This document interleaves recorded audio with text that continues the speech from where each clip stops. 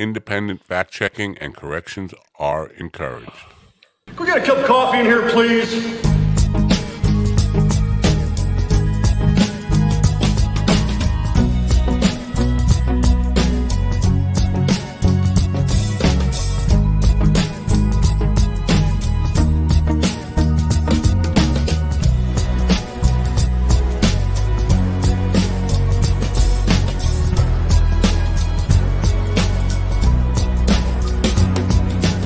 Damn good coffee and hot. Wake up, America. You've got a dog that needs walking. That's right, sunshine. Just put on a big pot of strong coffee and get ready to type your little hate mail with your opinions about kumbaya and flat earth insanity. Stand-up comedy? You want stand-up comedy? Well, we've got sit-down comedy. It's time for Coffee with a Dog. You make me laugh. I will not, Sam. I do not like green eggs in comedy or laughter. I do not like these things. I am shocked.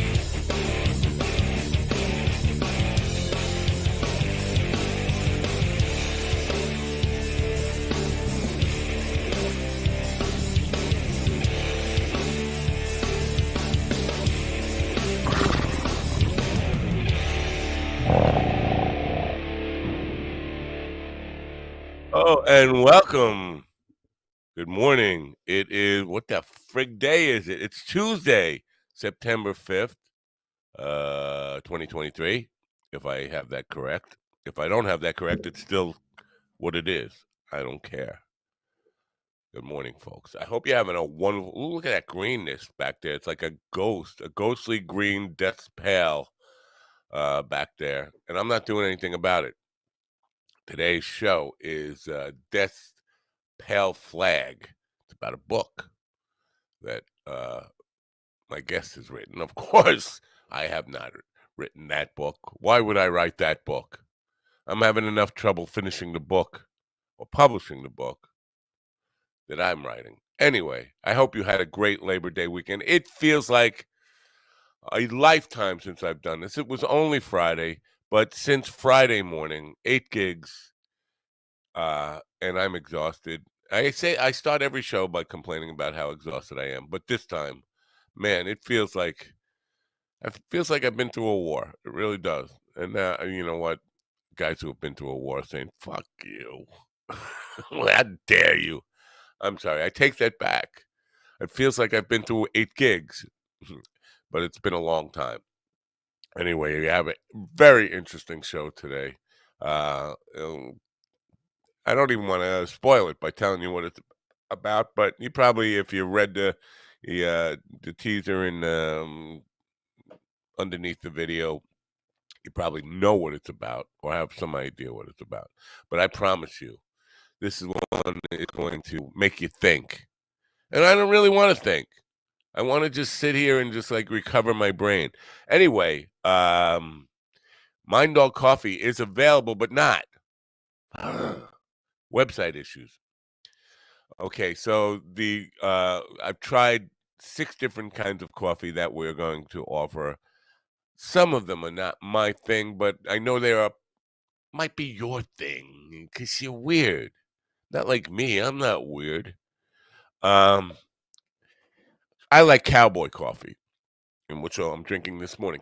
Mind Dog's Cowboy Coffee. Yes, indeed, Mind Dog's Cowboy Coffee. It is a dark, rich, robust blend made for cowboys. And the thing is, it's only available in 12-pound bags right now. So that's not the one, probably not the one you're going to want because it's a major investment. Cowboy coffee was created for ranch hands. When you make coffee for, 150 ranch hands, that's what cowboy coffee is all about. But that's what I'm drinking. Mind Dog Cowboy Coffee. But we have breakfast blends. We have normal blends. The problem is, it's all ready to go as of this morning. And then the website would not update with this morning's content. So I disabled the e-commerce while I fixed the updating, and now I can't get the e-commerce back on site. So it's not working. You can't buy it right now, but hopefully by the end of the day you can buy it. There are 6 different blends that I've chosen, and we will be choosing some more in a variety of affordable but delicious coffee blends.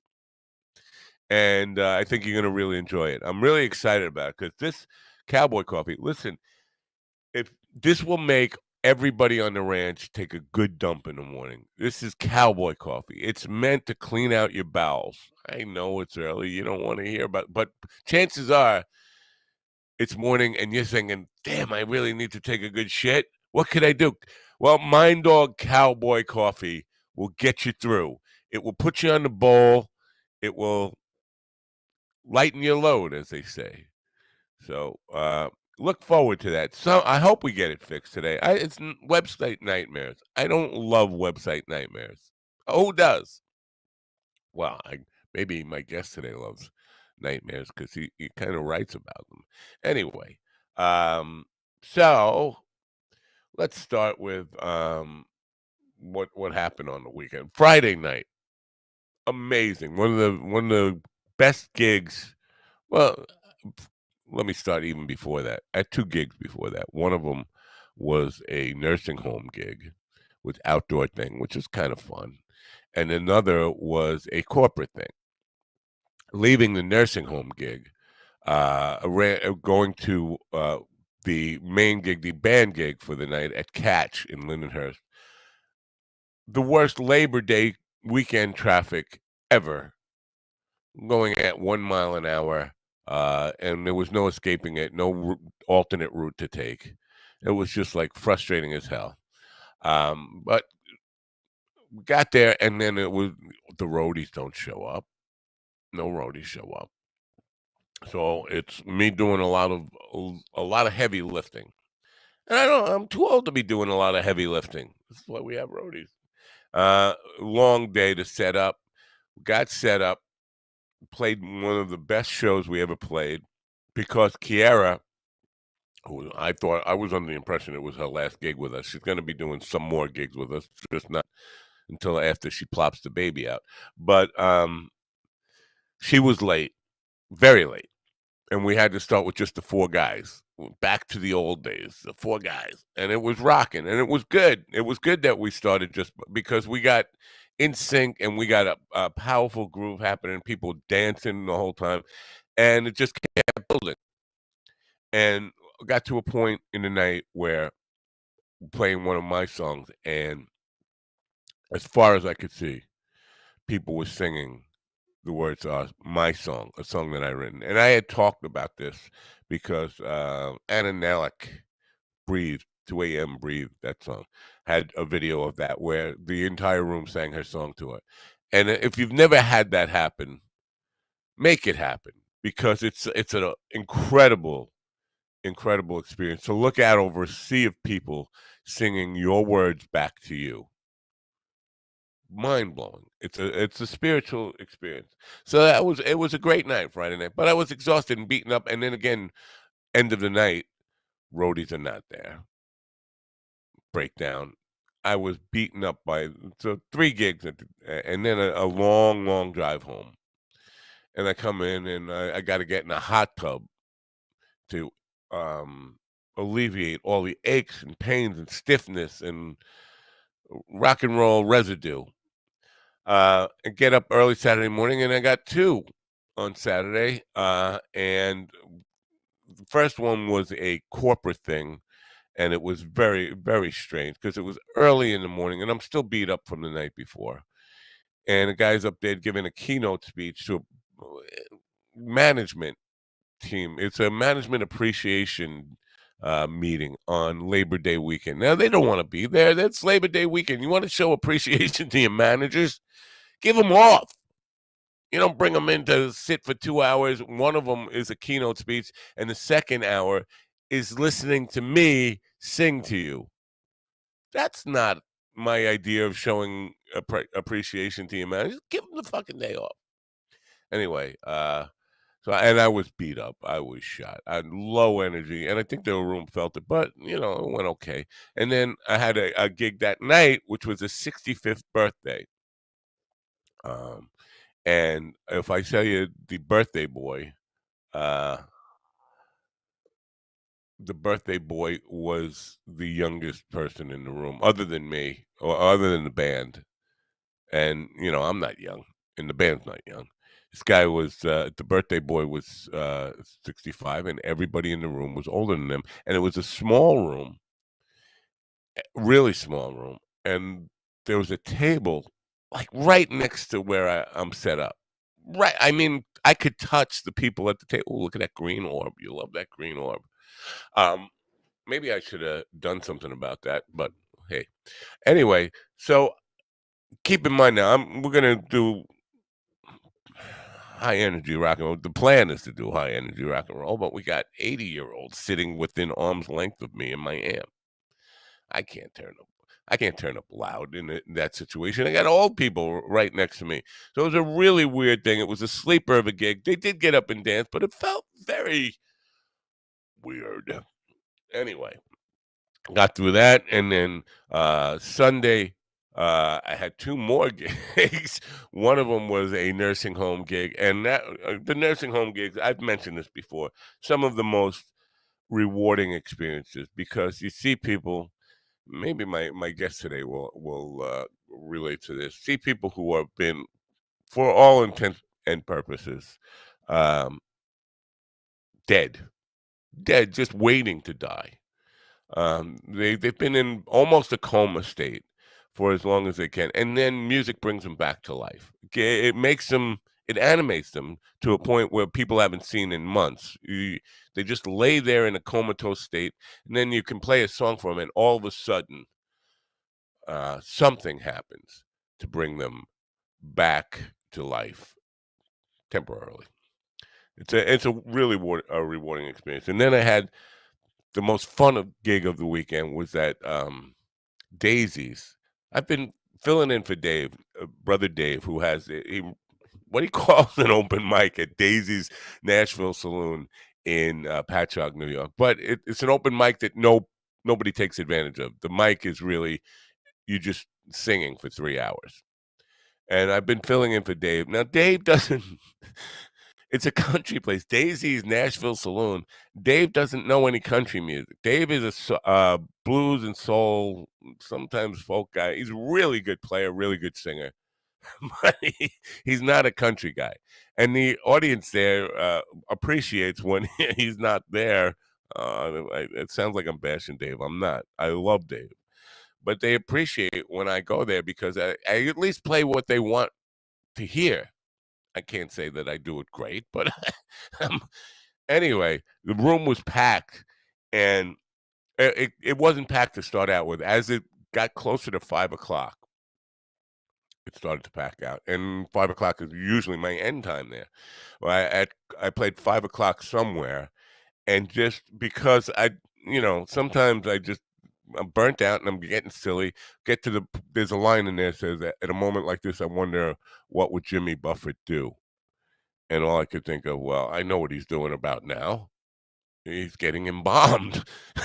And I said that, and the whole room burst out in laughter. And then I finished the song, and the manager comes up to me. He goes, "Can you do an extra half hour or so?" I said, "Yeah, sure." He goes, "Well, let me go check with the manager.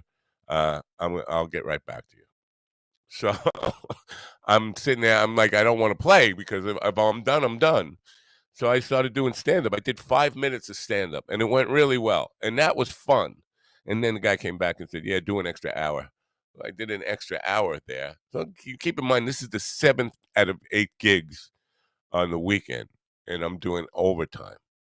And I get home, and I'm exhausted, and my wife is just like, she's working in the yard or something, and I cooked dinner, and then I'm exhausted cooking, all that 8 gigs, 7 out of 8 gigs, and she says, "You got energy? You want to go for a bike ride?" Are you friggin' kidding me? Do you know how much energy goes into playing these gigs, and how much life force you have to put into them? And then yesterday was kind of a different kind of experience at the Long Island Yacht Club, something that we play a lot. And it was a very robust crowd yesterday. And, so we got through the weekend. I got through 8 of 8 gigs. Now, for those people who are not in show business and don't really appreciate this, and especially if you're in like comedy or musical theater where you're not doing 4-hour gigs, let me just tell you, it was close to 30 hours of performance. That doesn't include all the travel time, setup, and all that kind of stuff that you have to do. Doesn't sound like much. Doesn't sound like a full-time job, but it takes a lot out of you from Friday night until Monday evening. And so here we are on Tuesday, and I feel like it's been forever since I've done this. It's like learning it all over again. Anyway, we have a really interesting show for you. Today, we're going to get right to it in just one moment. My guest is in the green room. I'm going to introduce you to him in just one moment. Before I do that, I'm going to grab some fresh Mind Dog coffee, the Cowboy blend, which is, as I mentioned, a primer. And one you're going to want to be able to buy as soon as we get the e-commerce fixed. I can't even say e-commerce. That's how tired I am. Anyway, I'll be right back. Hey, yeah, Mind Dog, yeah, Mind Dog. If you ready for some action, this dog sure to keep you laughing. Let's go. Mind Dog, yeah, Mind Dog. Don't roll, don't play fetch, only here to keep your interest. This is the show that you've been missing, full of comedians and musicians, plenty of interviews, entertaining, keep it funny, there ain't no debating. So authentic and straight raw, pushing the limits when they talk, doing it live when they stream. Mind Dog TV, yeah, so crazy, getting intense. The dogs are wild, better beware before you hop over the fence. Mind Dog, yeah, Mind Dog. If you ready for some action, this dog sure to keep you laughing. Let's go. Mind Dog, hey, Mind Dog. Don't roll, don't play fetch, only here to keep your interest. Let's go. Come have coffee with the dog.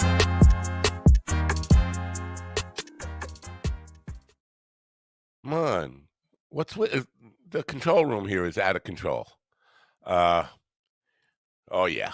Anyway, I'm not the right person to share good news with that you want to keep secret. There is good news that I have to keep secret, and it's killing me. I want to spill my guts. I want to, because it's something I'm very proud of.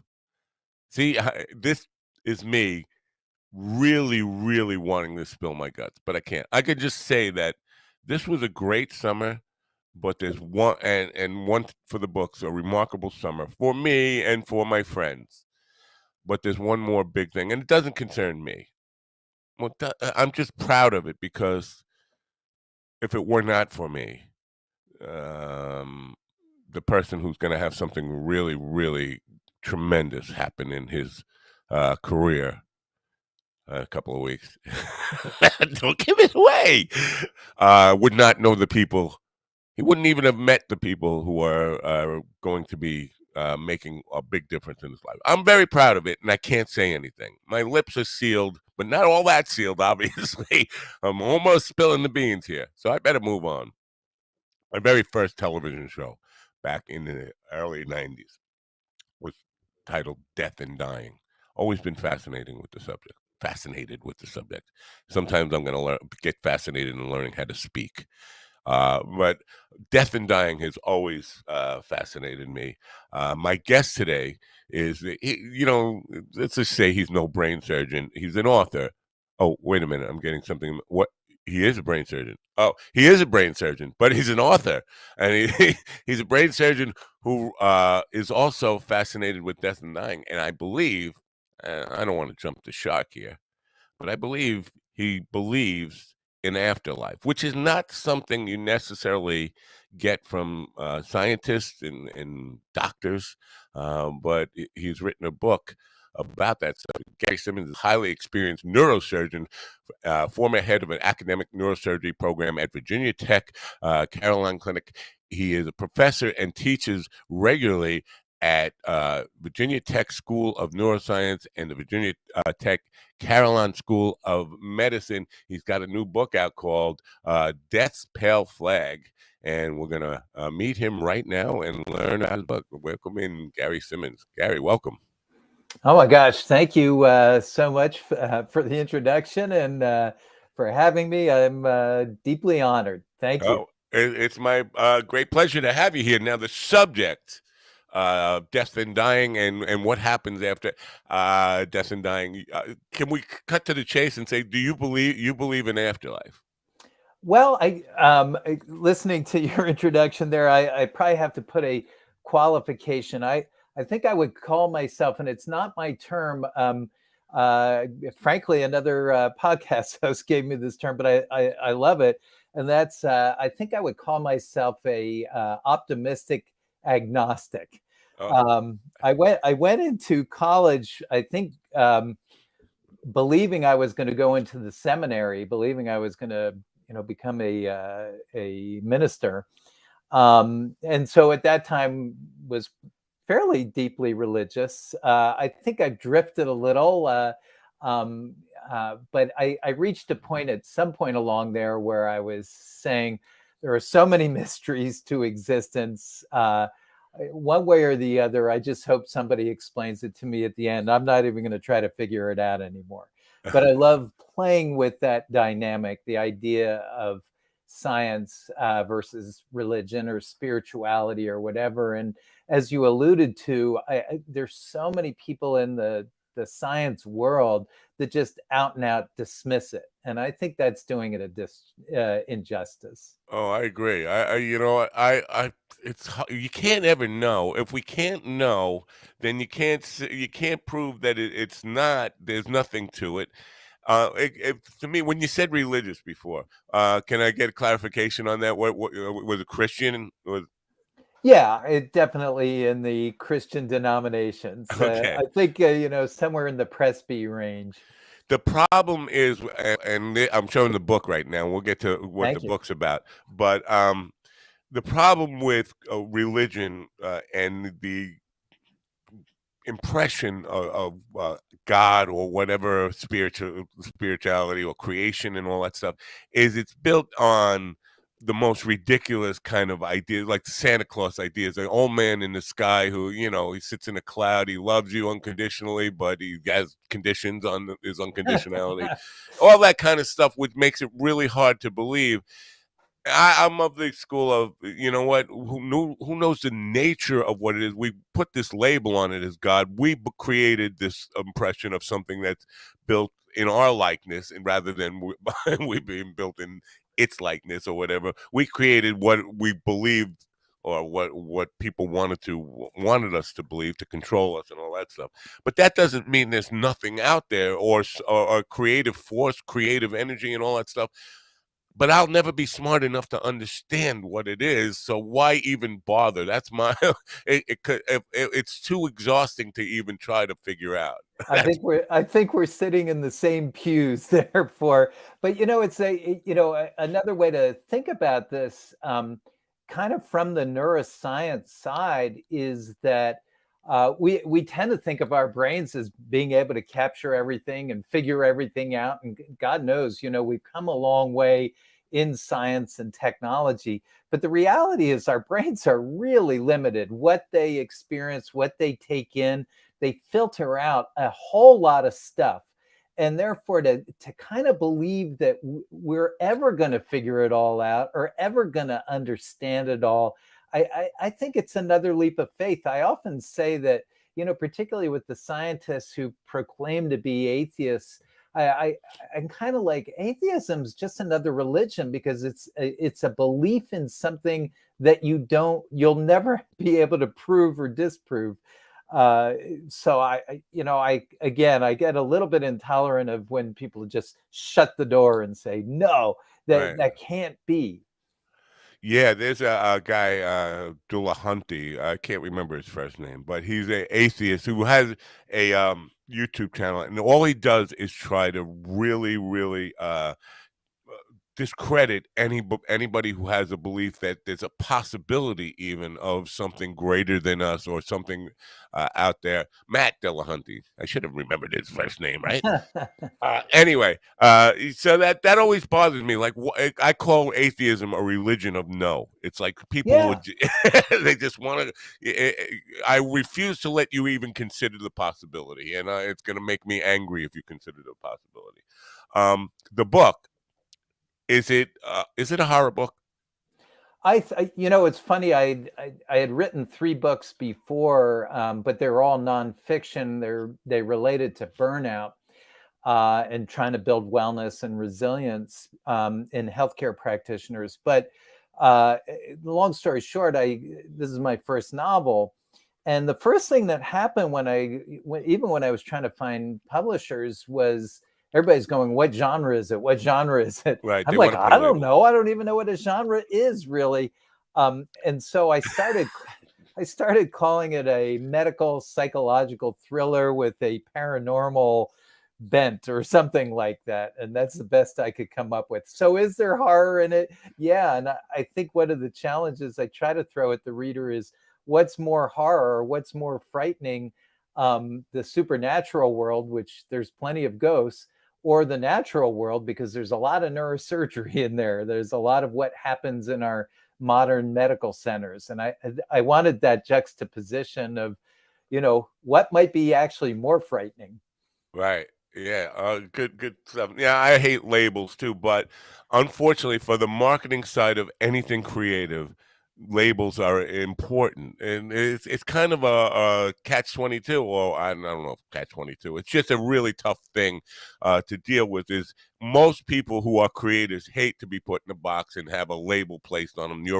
This is what you are, because you want to be more than just one thing. You want to be multidimensional, but the marketing, the business side of it, creates a situation where you have to put a label or have to accept the labels on it. So, and the reason I asked if it was horror, because on your blog, and I haven't gotten to read this yet, there's a thing that says why horror is good for your brain or something like that. I definitely want to read that later on today. But that's a curious. Being scared, is it the being scared that's good for your brain? Is it that is that Well, I think there's a number of ways to look at it. I think um, we certainly our brains seek out novelty. They seek out thrills and chills. And I think the thing about a lot of horror arcs is eventually there's a resolution. So you can kind of put your brain into dreadful situations where it has to strategize, has to figure out what it would do, and our brain is very good at putting ourselves into the positions of stories that we hear and kind of living through it ourselves vicariously. And so, usually in the arc, there's some sort of solution, and the good guys usually get through it. And so there is a positive boost at the end as well, kind of telling our brains that yes, you can work your way through this, you can get through this, and still survive. So yeah, there's a lot of positivity that comes through various horror genres. I'm going to disagree with you just a little bit there. Because the reason I don't watch a lot of horror movies or read a lot of horror books is because they leave me almost with no resolution, or just feeling like I'll go back to The Exorcist. I mean, that made me. It didn't give you any concrete answers. It gave you the feeling of, geez, it feels creepy, and it's a creepy feeling that never leaves you, and it never feels resolved. And then that leaves me in charge of trying to find a happy ending in there somehow in my imagination. And most of the times I can't. I just stick with what scares the hell out of me. But now, and before I know we're not really talking about the book here, but yet, but as I mentioned earlier, my very first show that I ever did was on Death and Dying, and it's taken me 64 years to realize I'm not afraid of death. I'm afraid of dying, the moment of dying. That's what scares the crap out of me. I think, death, nobody complains about it. Nobody's ever, you know, nobody ever said, gee, it sucks being dead. So I have to think that it's probably nothing or at least very peaceful. But the act of dying is pretty scary. And I've seen people who were the bravest people in the world on their deathbed clinging to life and being and even saying I'm scared of dying, and that's as a surgeon, how do you deal with that? Do because people want to be reassured and you can't give them any guarantees that they're going to make it through, right? And then but they're deathly deathly scared, deathly afraid. They're afraid of dying. And how do you deal with that, or is that not your job? You just take it one step at a time. Let's see if what can deal with the issue at hand, and whatever happens, happens. Let's roll the dice.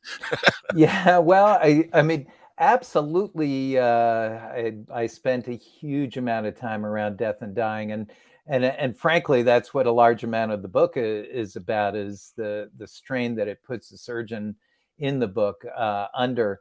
But I would turn it around a little bit. I can't tell you how often, I would say the grand majority of time, that both the patients and the patient's family exhibited unbelievable bravery, unbelievable, I call it grace, to get back to our quasi-religion components here. But it's just a calmness, a grace, and amazing humanity uh, during that period where they were, marching relentlessly towards death. So to me, it was a tremendous inspiration. It was one of the things that really got me out of bed every day and got me going. Was just I just was forever awed. I'm kind of like what you were describing. If you're telling me I'm on my way out, I think I'd be throwing chairs and smashing my guitars and all that sort of thing, to because I would be just absolutely out of control. But it was almost a religious experience to be around how amazing the people were. So I mean, on one end, I was just absolutely inspired, and I think just spending time and talking and allowing people to relate their concerns and their fears went a long way as well. So if you just kind of march in and say, oh, you got a horrible brain tumor, good luck, that's one way to do it. Or you can come in and spend time and say, hey, I'm here, talk to me anytime, here's my number, let's chat. It's another way to approach it. Yeah, I appreciate that. Now, forgive me because I have not read the book yet. I've read the synopsis and I read what AI did with the picture that you gave it, and now I'm confused about which is it's stuck in my brain here. Have you had military experience? Yes, Okay. I started out in the Army and was predominantly at Walter Reed. Did you suffer PTSD? No, luckily I was never in a situation like that.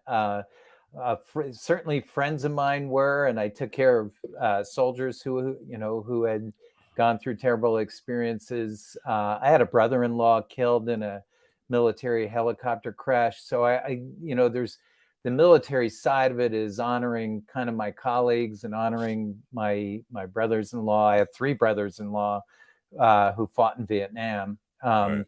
So that's that part of it. Okay, because I asked this of every author, and most of them deny it, but I don't think there's any deniability here in your case.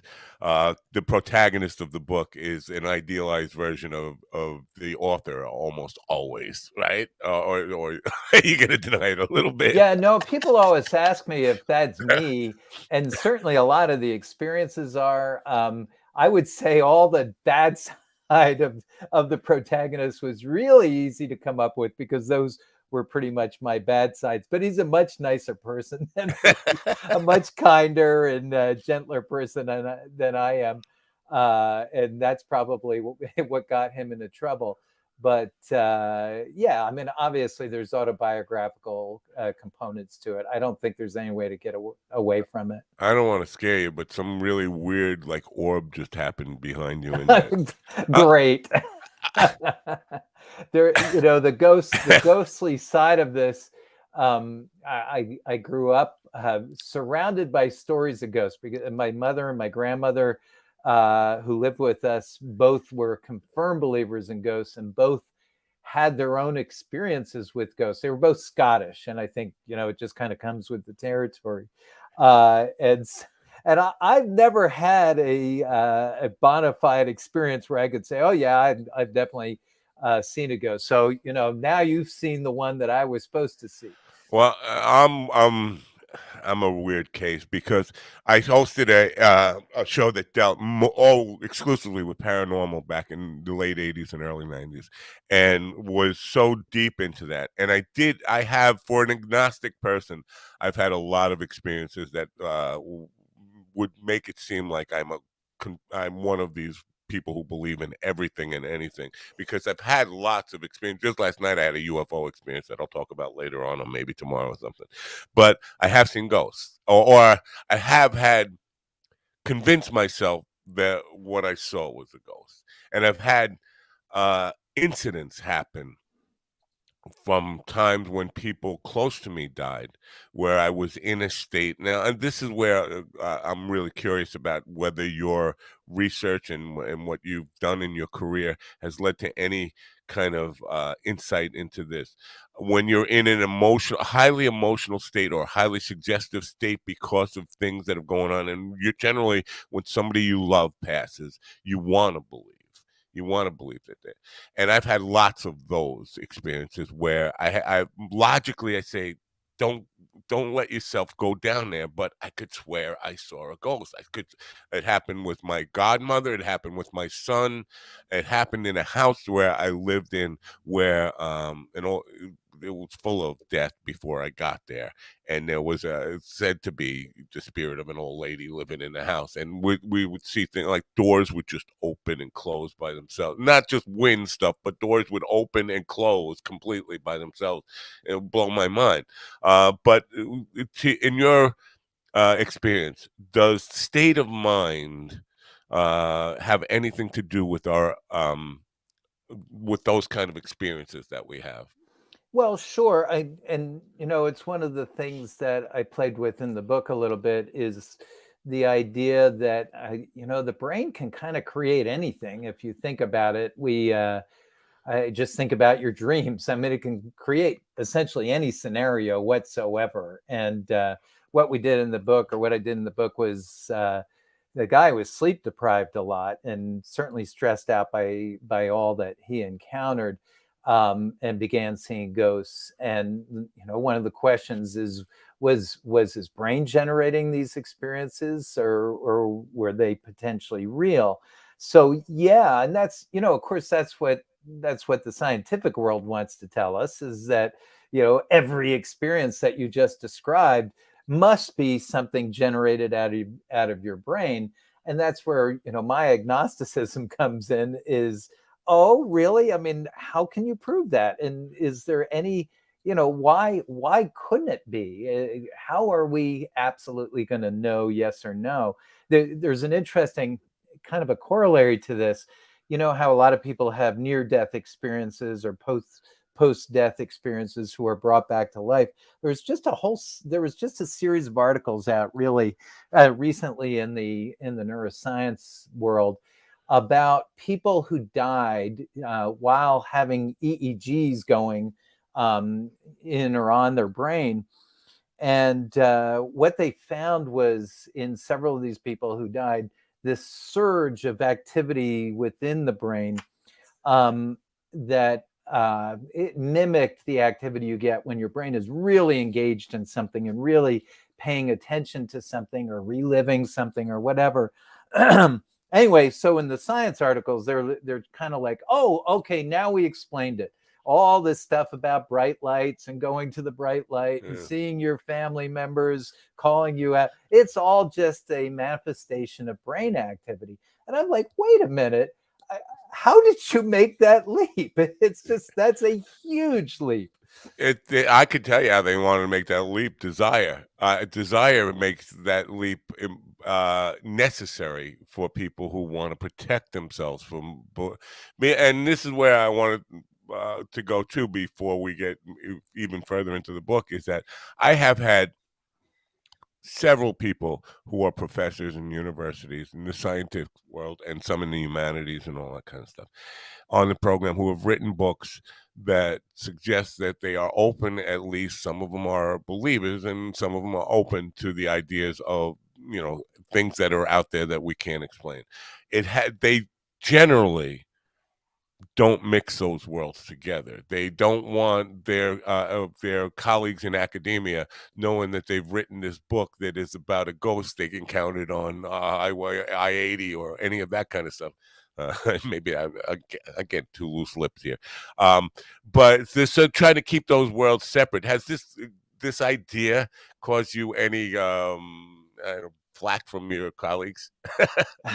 Not yet. I don't know how widespread it is out there yet in my colleagues. It just came out a little while ago. I'm going to a national meeting next week, or actually this week. So we'll see if anybody starts throwing things at me.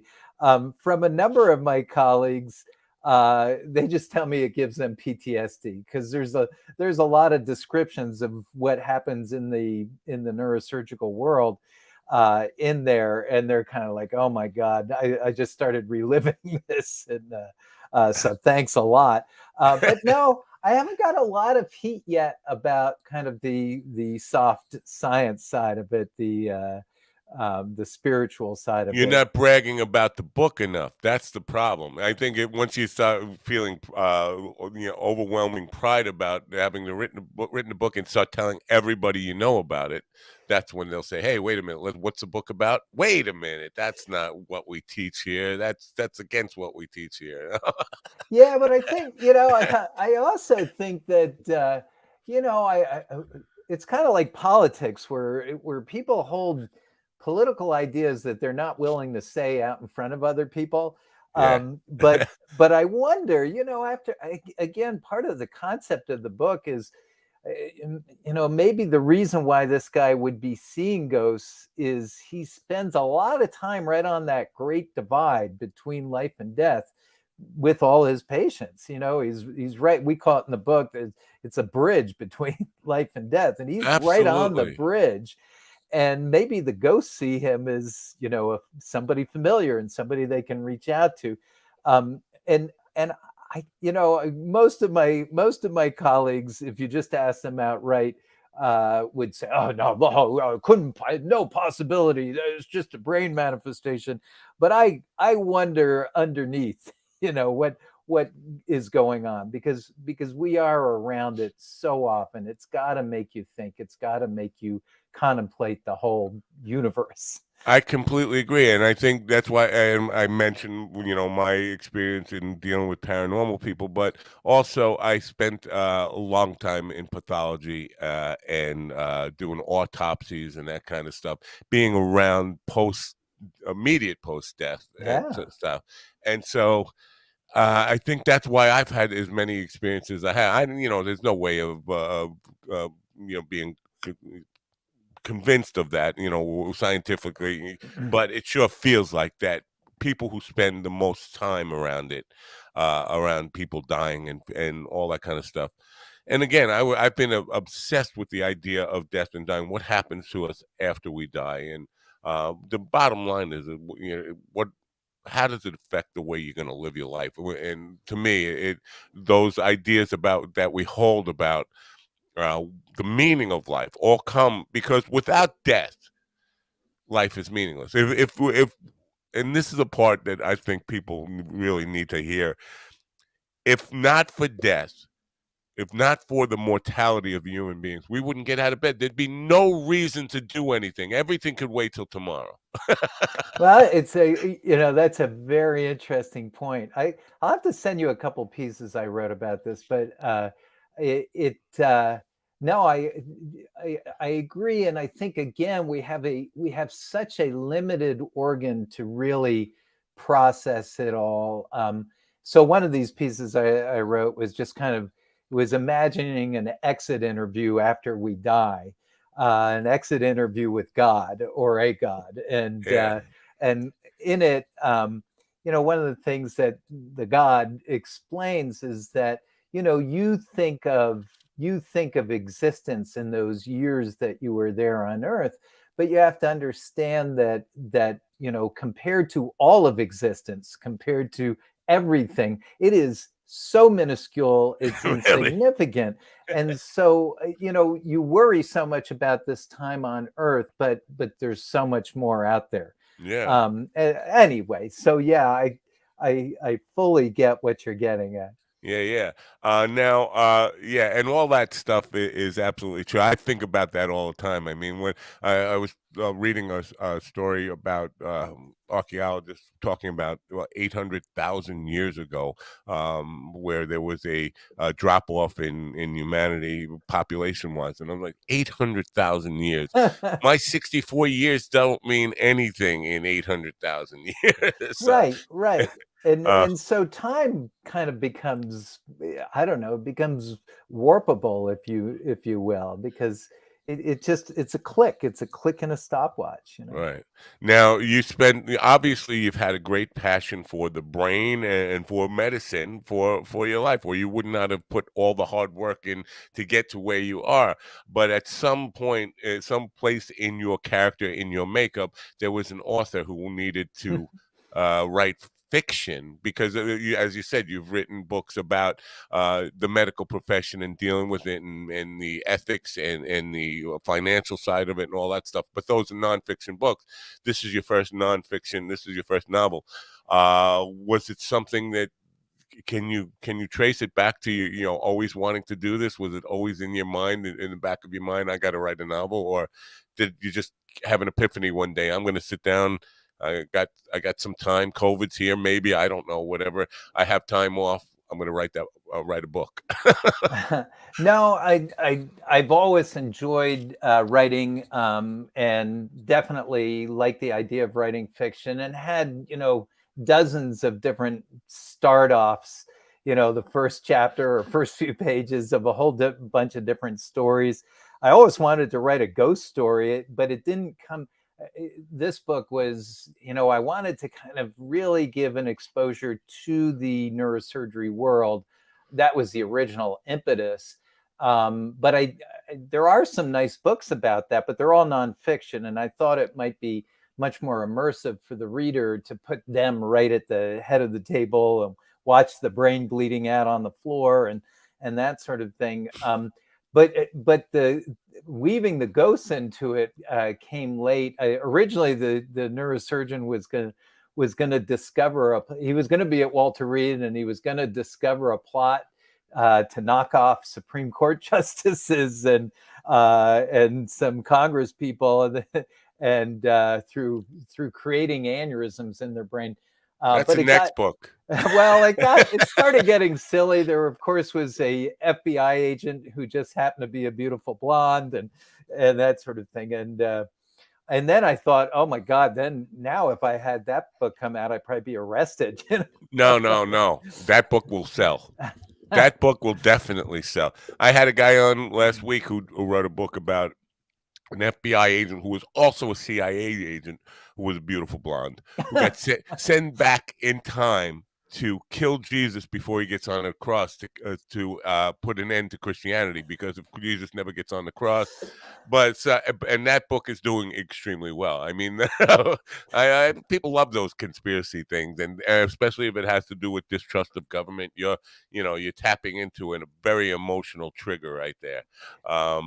Anyway, so yeah, well, that's interesting that it wasn't something that you were planning on doing. I mean, you liked writing, but the novel came out different than the novel you had envisioned writing. That's the first time I've ever heard that, where somebody started to write a novel and then changed their idea about what it should be about, like midstream. Were you already writing that book, or are you just Oh thinking about yeah, no, that was laid out and in progress, and I just kept saying, "Oh God, this is stupid." And even this book, it came out originally at 250,000 words, and I said, oh my, if I'm not Stephen King, nobody's going to pick this up. So Yeah. I cut it down to 100,000. So basically took a book and a half out of it.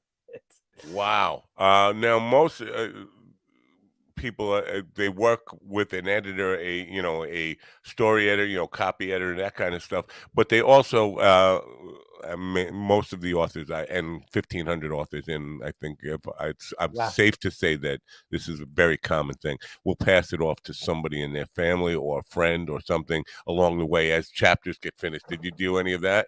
Oh yeah, absolutely. My poor wife had to read through, 13 versions of it. I have a great friend who's a psychologist who I wrote other books with, and he had to go through it all. And I hired a what's called a developmental editor early on, who gave me a lot of great pointers and help and where to cut the fat, if you will.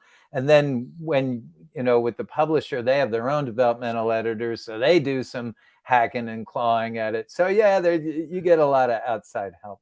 Now, how is that? Because I always, being a control freak, here's the really strange dichotomy with me. I'm a control freak who loves collaboration. I like to collaborate with people, but I also like to reject their ideas and think, my ideas are always best. How do you ride that line between, especially with people like your wife and your friend who you're passing it off, and they give you advice, and it might be good advice, but there's a stubbornness and like this. I wrote this way for a reason. How do you deal with that? How do you reconcile figuring out what's the right thing to do? Yeah, again, I think we're sitting in the same pew. I mean, part of my job was to be a control freak, and in the end, ultimately, it's your word, it's your hand on the scalpel. Not to mention your butt in a court of law if you get sued. There, Right. nobody's picking on anybody else on the team. So you do kind of get that hardened control. I am in control, and what my word goes. But the reality in medicine, modern medicine, is very much a team sport, and you really do depend on everybody, and you learn to listen. If somebody says, "Man, I don't like the looks of that patient," if you went by and saw the patient and thought everything looked good, your ears perk up and you go, "Wait a minute, maybe I'll go back and take another look."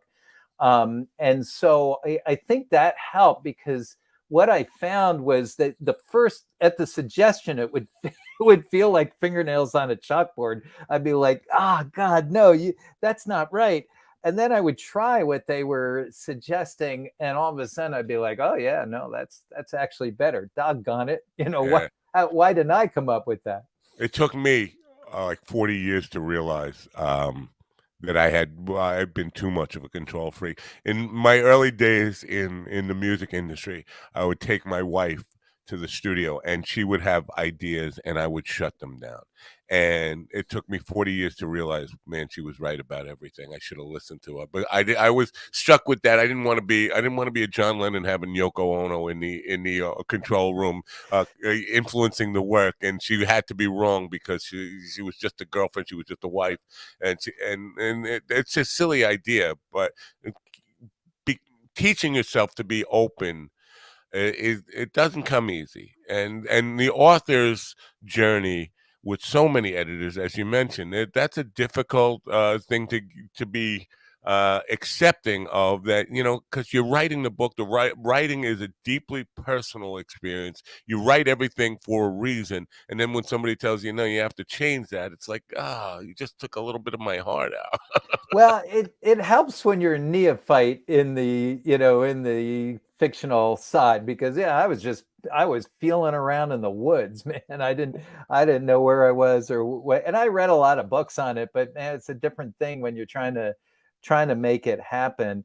But uh, you'd be interested with all your musical experience. Music plays an important role in the book as well. Yeah, So there's a theme there. I got that too. That's definitely some came up in some. You know what? I apologize for this, but after a long, and I'm making excuses, but after a long weekend like this, I was better prepared for this interview last week sometime than I am this morning because I am really, I burnt the candle way, way at both ends, in the middle, and the sides, and everything this weekend. Yeah, I was listening to that before I came on, and I get it fully. And it's that idea that you just kind of empty your soul into that, and it is exhausting. But there's a flip side to it. Is I also think in the long run it's invigorating. You got to catch your breath, but when you're able to kind of put that much of yourself into something, I think it pays you back double ultimately. Absolutely, it's the time I feel most alive, and I was thinking on the drive home last night. It's like this is what I live for. This exhaustion, for some reason, it makes me feel satisfied. It fulfills me to feel like, yeah, I'm doing it as much as I can. I'm doing what I love as much as I can. And I alluded to this too. In these nursing home things that I play are the most rewarding gigs now. And I never thought that would be the case. It always sounded like, corny or whatever, that you're making an impact on somebody's life. I like to share a story with you and get your opinion of it, because it has a lot to do with the afterlife and this idea that life goes on afterwards. I was playing for a man. I got I got contracted to do a VA home where generally there are 60 people in the room. Uh-huh. One guy in the room. That's it. Just one guy, and he's in a wheelchair, and he's in a coma. He's out of it. I mean, and the nurse says he hasn't opened his eyes or talked in 2 months. This is his state now. He's just waiting to die. And so I have to do a show for him. So I got an acoustic guitar and I'm dancing around him. I'm singing songs. I'm making a fool out of myself for like 45 minutes. And the nurses are all laughing because I'm like goofing it up now. And then finally I called the guy who booked it and I said, "This is crazy, man. I'm playing a show for one guy who's in a coma." He said, "Do one more song and get the hell out of there." And I decided to do a song that I wrote, which had religious overtones to it, called "Sweet Forgiveness." There's a line in there that says, "I got a friend in Jesus. I know he died for me, but I pray that he'll forgive me for the times I don't believe." And when I got to that line, I said, "I got a friend in Jesus. I know he died for me."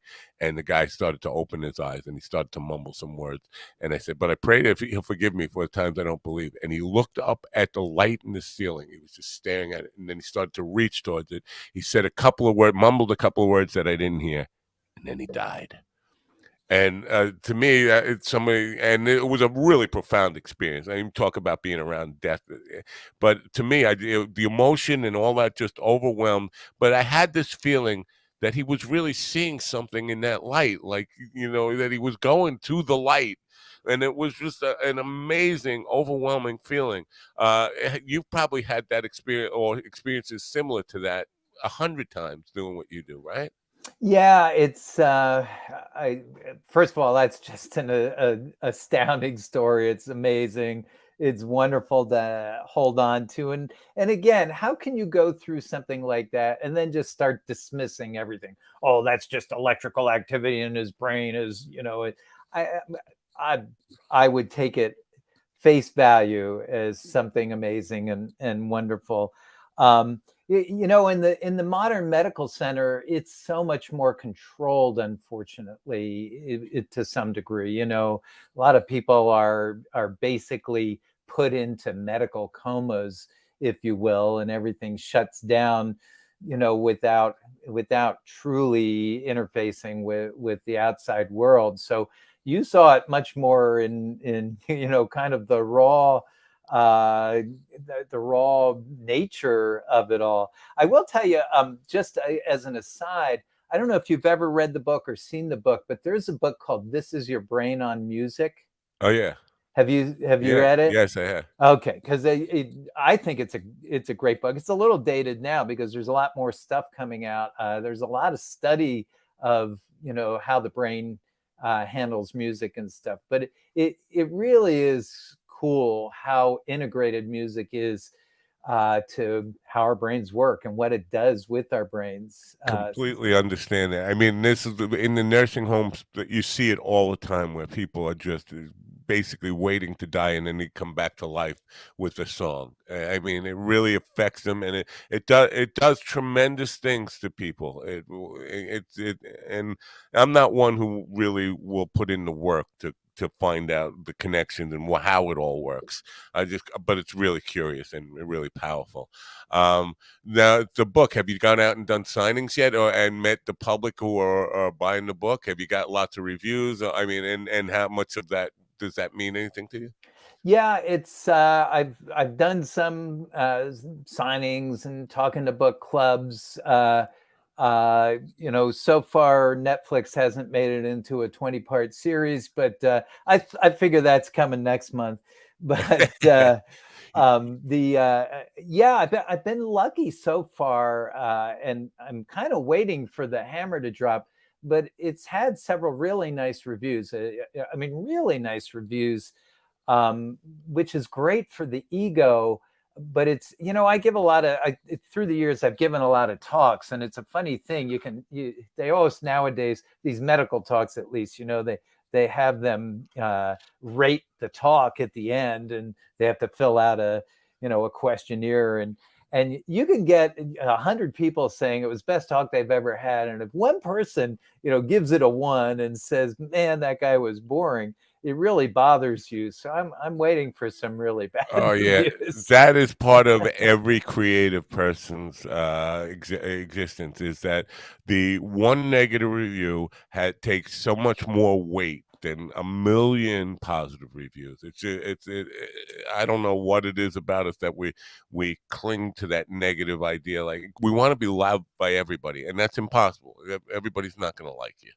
It's a really important message for me because last weekend I got a ton of that on emails and comments on YouTube about things that I was saying. It was just like, you know what? I gotta lose this idea that I want everybody to like me. I don't want everybody to like me. No, it's impossible to get everybody to like you. It is, and that's, people are different. That's what makes a horse race. Can't all bet on the same horse, right? And so I get it, and emotionally, I guess I get it.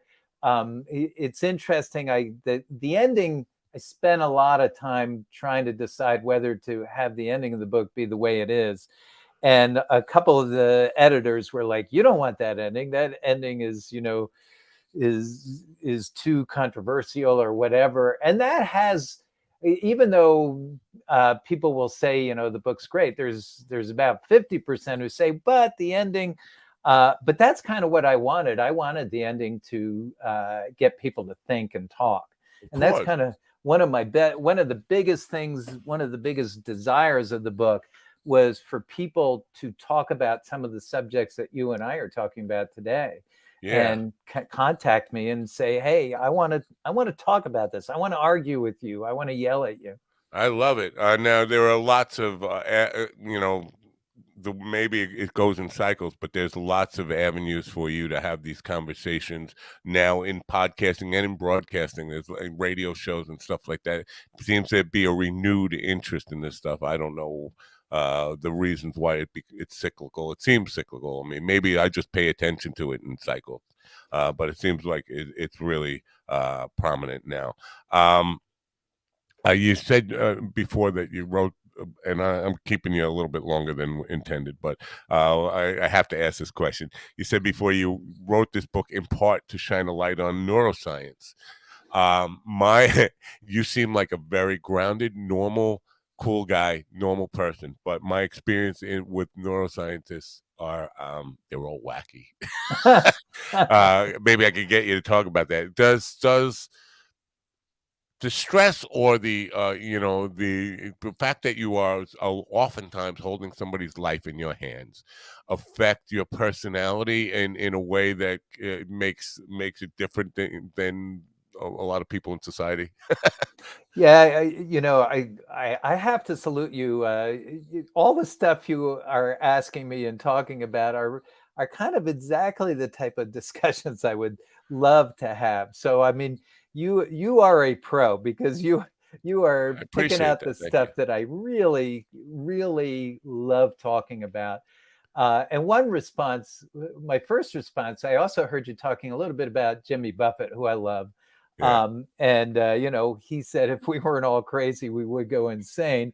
And so I think we're all a little crazy, but and part of the book certainly focuses on this. I think this constant exposure to death, dying, tragedy. I mean, tragedy beyond comprehension. What we see every night.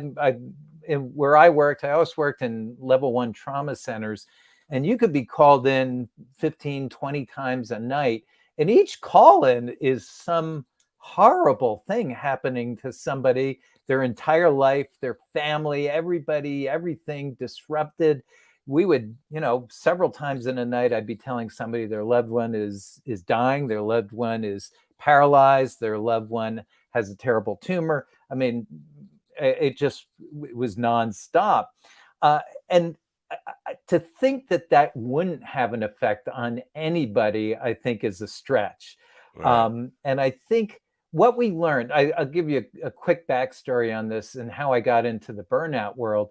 I was the head of a neurosurgery department, and my entire team, and that was the neurosurgeons, the residents, the PAs, they were causing all sorts of havoc throughout the hospital, just by being pricks. And I'm sure me included, but I was the boss, so I had to do something about it. But I was getting 20, 30, 40 formal complaints about team members a month. And I was just like, something is terribly wrong here. What is going on? And that's when I hit on the concept that maybe they're just burnt out. That this, and I was a cynic. I was a typical, medical cynic, and burnout.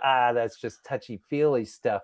But we started working on burnout, specifically on building resilience. And I did this with my psychology friend.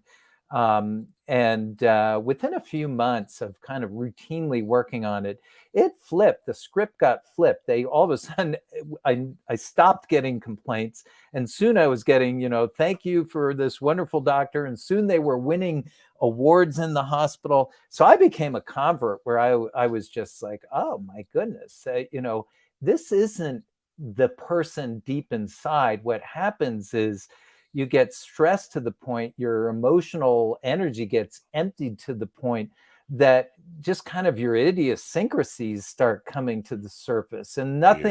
nothing is calming them down. So you snap, you're cynical, you bark at people, you say nasty things that you never would generally say it. So yeah, I think part of the persona you're seeing as quote nutty people is that they're burned out. Yeah.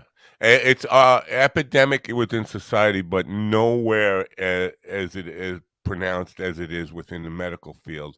And COVID eviscerated that completely. And people, and my wife is still in the medical field, and she deals with it all the time. And she's like, everybody here is fucking crazy. I was like, yeah, I understand, but you have to understand that what is making them that way is, part of what they have to deal with all the time. And it's more than human beings were meant to be able to have a juggle at one time. It's just, we're overworking them. We're not enough of them to go around, and it leads to a lack of empathy in a field that requires empathy as your number one motivator. Yeah, I So mean, yeah, it sounds like you wrote my other books, because you're you're saying exactly what we would say. And on top of that, you got this kind of corporatization of medicine now, where almost everybody is becoming an employee of some mega health system, and they can be very difficult to deal with. yeah. Well, I appreciate you being. You listen. Anytime you're welcome to come back. I would suggest it. With definitely with books. They have a longer shelf life than movies and stuff, and sometimes it helps for a promotion of the book. And we didn't really get into the nitty gritty of the book.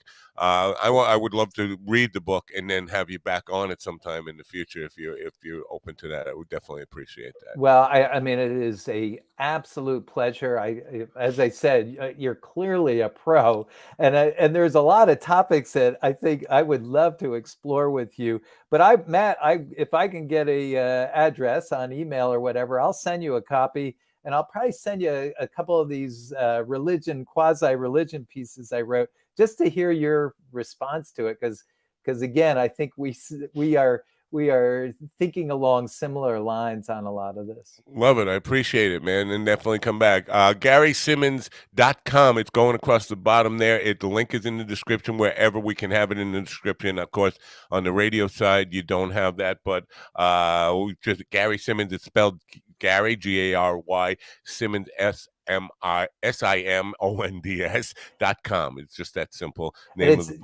I'm sorry to interrupt, Matt, but it's Gary R. Simmons. Gary see that? My eyes are not good. You're right. That's right. And the name of the book is Death's Pale Flag. And Gary, it's been great. I feel like I'm disrespecting you by not saying Dr. Simmons, but oh no, please. Anyway, the last thing I want. It's been a pleasure. Thanks for being here, and do come back in the near future. I'd love to. I will definitely send you my email and stuff, and we'll stay in touch. Thanks. Pleasure is all mine. Have a great day. Bye for now. Interesting stuff there, Gary Simmons, Dr. Gary Simmons. Anyway, I love that conversation. I love talking about those kind of things, and I've always been super interested in those kind of things.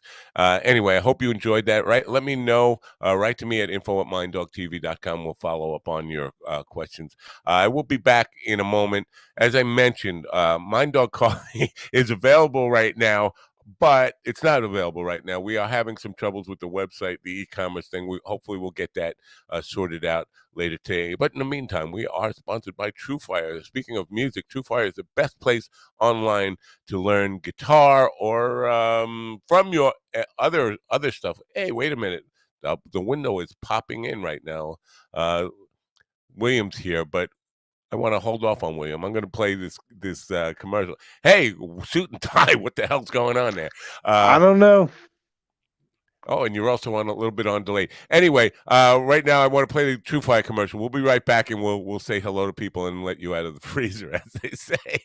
1, 2, 3, go.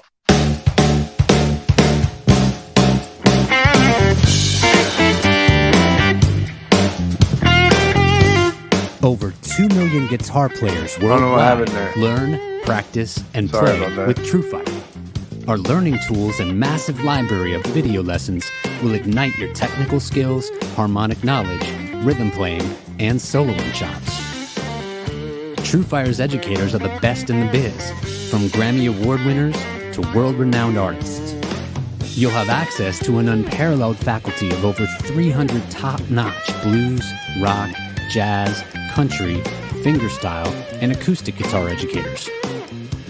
Using our desktop and mobile apps, you'll work with TrueFire's multi-angle video lessons on any device, anytime, anywhere.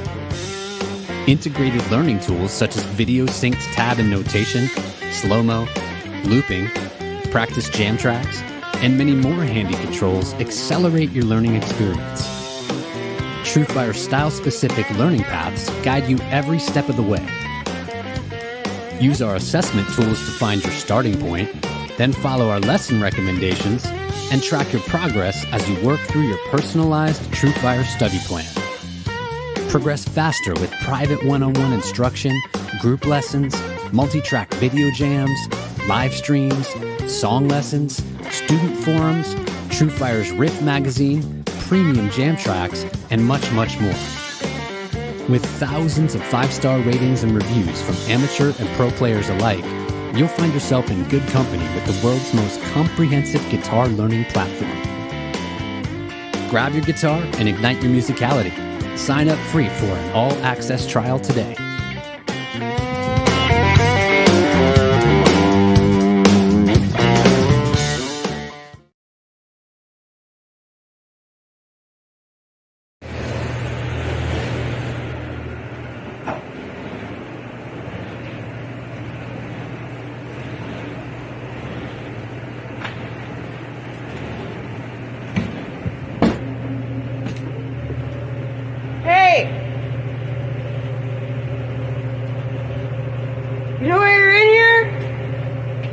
You ready to come out?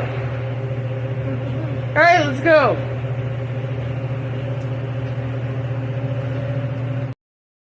And he's here now, out of the freezer, ladies and gentlemen. Welcome back to the program. I can't unmute your mic. Your mic be. Hey, we lost him. Well, that was quick. He was out of the freezer for quite a second. Now he's back in the freezer. Anyway, Anyway, William should be reconnecting anyway. Fresh out of the freezer. That was weird. William Conway will be back with us in a moment. I guess he got kicked off by a phone call or something. These things happen when you connect by a phone. Anyway, I did mention with Dr. Simmons there. And by the way, I love that conversation. I love that stuff. I love talking about, obviously, I love talking about death and dying and the experience of life and what it means and all that kind of stuff. My first show, as I mentioned, was about death and dying. So obviously, I love that kind of talk. But really fascinating stuff there. And I would definitely welcome the opportunity to go much deeper than that. And I hope you enjoyed it as well. I did mention that last night I saw a UFO. It's not the first time I've seen a UFO. Now, I'm not going to suggest that it was alien or from outer space. I'm going to suggest that it was probably military. But what I saw, let's see if he goes automatically in again. Yes, I don't have to even push a button. He just automatically goes in, probably a phone thing. And he goes scrolling around. There he is. Sorry about the technical difficulties, Matt. It's okay. What do we first of all, welcome back out of the freezer. Thank you. What do we owe the suit and tie to? This is more formal than we've ever seen you. Well, I wanted to show you that I could give the news. Oh, okay. Are you wearing your first of all, before you go into the news stick, are you wearing pants? I am wearing pants. I promise. Well, I wouldn't be. That's why I say that. I would put on a jacket and tie. I even have new shoes on, Matt. Wow, that's insane. Yeah. Now you're really going all out. Yeah. Anyway, you want to do the news? You want me to get out while you do the news? I mean, you can stay right there. I mean, I'll. You might want to mute because if you laugh, I'll try. I want to do it straight. I don't want to laugh, but All some right. of this is pretty ridiculous. And I All did, of course, I put some jokes in there. Now I can't hear anything you're saying. I don't know what's happening. I said I'm leaving. Oh, there we go. Oh, that's scary. Yeah, that's all me. All right. Ladies and gentlemen, our senior news correspondent from Grants, New Mexico, and wherever the fucking South Dakota, wherever the hell he goes, William Conway. Oh, thank you, Matt. Entertainment Weekly reports that country music star Reba McEntire is to be honored by a series of tribute corn mazes. That's right. This fall, 40 farms in 24 states will have corn mazes to honor the multi-Grammy and CMA winner. McEntire is set for an October release of both a music album and book, both of those being titled Not That Fancy. And with this promotional campaign, I'd like to say no fucking shit. According to NBC News, things got a little wet at the Burning Man Festival this weekend. Some 70,000 plus attendees were stuck at the venue when rain caused the closure of the only access roads to Nevada's Black Rock Desert where the annual event was being held. Attendees were told on Friday to conserve food and water. One death was reported. The cause is unclear, so there's an investigation underway. If you wanted to attend this fiasco, tickets were only $575, and it was only $150 to park in the mud pit. Fandom Wire reports that Hollywood has seen a big boom in 2023, with many films performing well at the box office. Both the Barbie and Super Mario Brothers movies have broke through the web of Spider-Man Across the Spider-Verse into the $1 billion mark, but Spider-Man only earning about $700 million. However, a sci-fi film out of China, The Wandering Earth 2 has done the impossible by out-earning both John Wick Chapter 4 and Tom Cruise's Mission Impossible Dead Reckoning Part 1. The New York Times reports that former lead singer of Smash Mouth, Steve Harwell, has died. It was confirmed by Robert Hayes, the band manager. The singer died in his home in Boise, Idaho. Cause of death was liver failure. Parrot heads are also mourning as beloved musician Jimmy Buffett passed away Friday at the age of 76. An official statement on his website reported that he died peacefully surrounded by family, friends, music, and dogs, going on to say that he will be missed beyond measure by so many. And when I read this news story to my teenage niece, she said, "Who's Jimmy Buffett?" She doesn't know about margaritas yet. It's okay. In NFL news, preseason is over, so here are the top 10 power rankings according to sharpfootballanalysis.com. Of course, the Kansas City Chiefs are in the number 1 spot, followed by the Philadelphia Eagles. Number 3, the Buffalo Bills. In 4th, the Cincinnati Bengals. 5th, the San Francisco 49ers. 6th, the Baltimore Ravens. Dallas Cowboys coming in at number 7, the Los Angeles Chargers at number 8, the Miami Dolphins squeak in at number 9, and the New York Jets rounding out the top 10 in the power rankings. Now we turn to baseball. As September begins, the playoff picture becomes more clear. And guess what? Neither New York team will be there. That's right. I'm sorry to tell you. The Chicago Cubs do have a chance, though, at the playoffs. They'll have to contend with the Milwaukee Brewers to earn their spot, though. So come on, Chicago. Let's show those Wisconsin drunks what utter defeat looks like. I'm sorry. I couldn't help myself. I'm a real sucker for a teat joke. All right. From Yahoo Sports, finally, female MMA fighter Paige Van Zant has announced that her fighting career is on hold. Why, you may ask? Turns out she found out that she could make more money if she traded fists to the face for balls. That's right. Van Zant told Barstool Sports that she made more in a day on OnlyFans than she had her entire MMA career, which begs the question, who wants to see my brown eye wink? And that's the news. Oh boy, that's funny. Hey, wait a minute, you're in the wrong spot. Hold on a second. There you go. Well, that was really good, man. way to go. I'm impressed. That was really funny. You know what? Are you saying the Mets are out of it? Yeah. I almost died for nothing then. oh my God! Did you fight that guy? Did you end up fighting him? No. Oh, okay. He came down with a knife in his hand to attack me, but his own people restrained him, and then he ended up getting arrested. So it was. But yeah, all for saying the Mets suck. But obviously, I was right. I'm a prognosticator. Anyway. Do you know? Are you following sports to know that stuff well enough, or are you just doing your research? I did research on it, to be honest. I haven't, but I mean, I'm more than happy to follow again if it means I need to. How often could you do that? You couldn't do that every day, could you? Because that's a lot of work. No, it wasn't. I'll be honest with you, it was a lot of work. And oh my God, one thing I want to say is the internet is so full of garbage.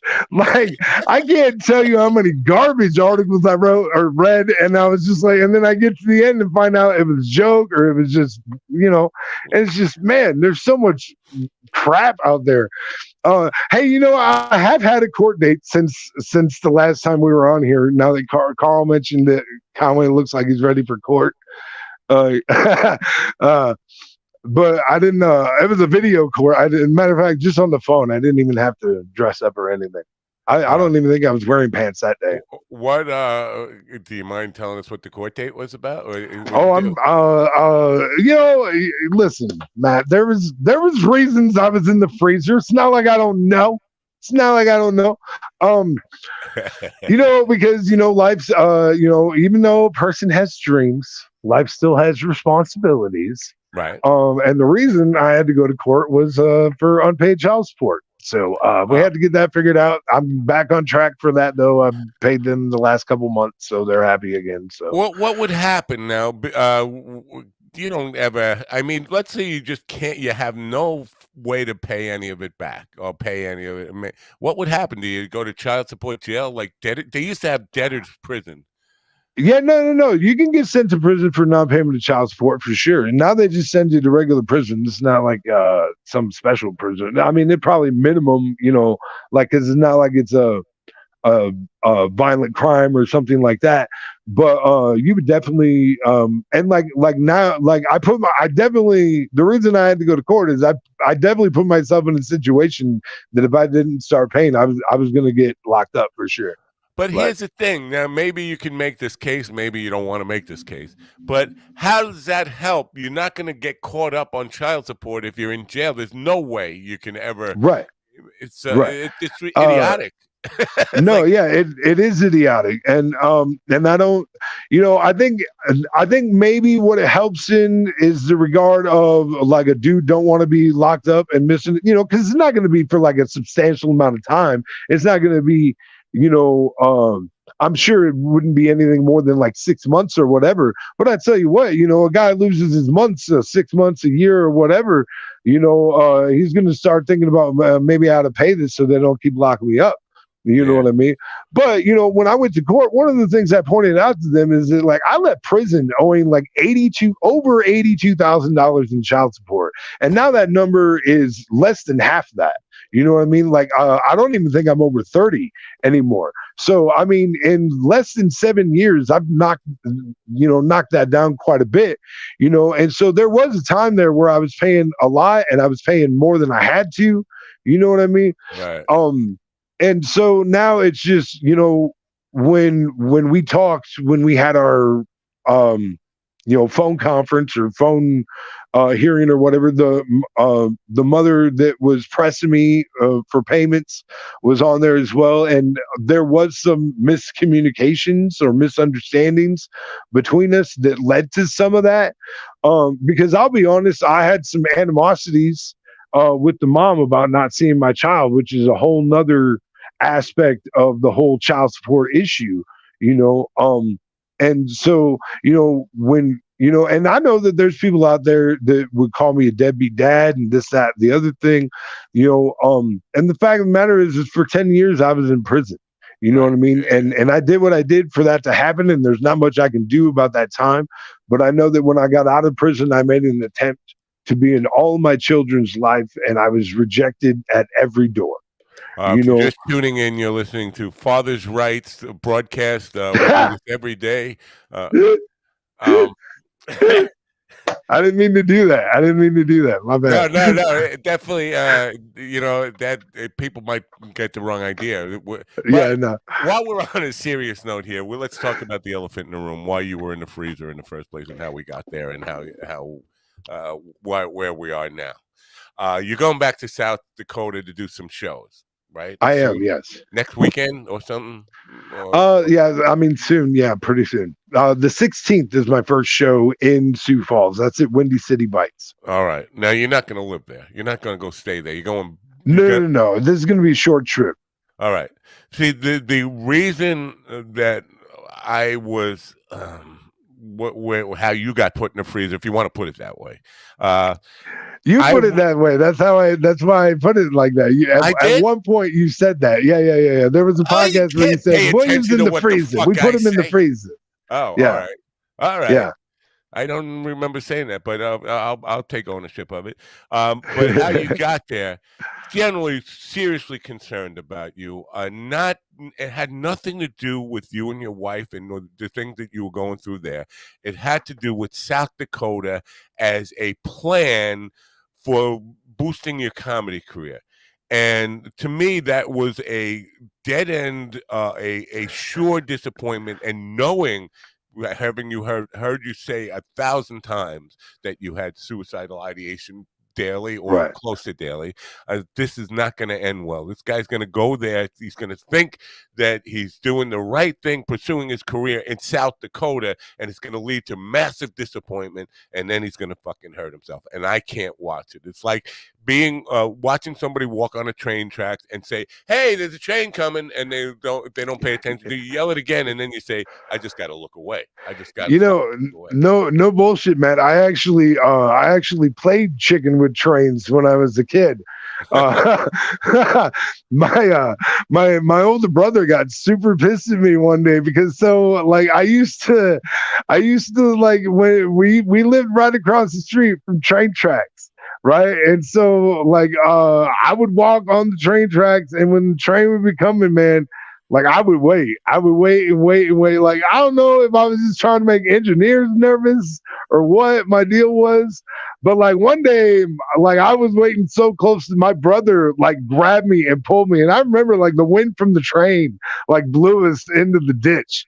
And my brother was just super mad at me, yelling at me, like, "What do you think you're doing?" You know? And I was like, "I'm living on the edge." And he was like, "You're walking on the air," you know, like fucking.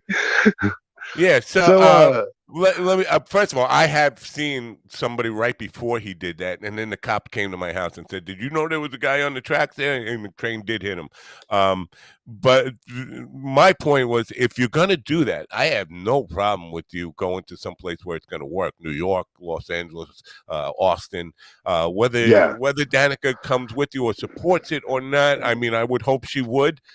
But at the end of the day, I want to see you do something that's not gonna lead to you hurting yourself, but to see you really boosting your career and doing something worthwhile. And it's like, I can't watch, man. He's gonna hurt himself. This is not. Well, I mean, I definitely see your point. You know, the thing about South Dakota is as small as it is, and you know, it's a flyover state, you know, let's be honest, you know, but like I do have a lot of tremendous amount of support there from the comedy community and stuff like that. The people in the performing arts just in general have always been really nice and supportive of me. So that's really why I wanted to go there, because I think that my creativeness needed some fostering, so to speak. You know what I mean? Because I've kind of been isolated here in New Mexico. I can see that.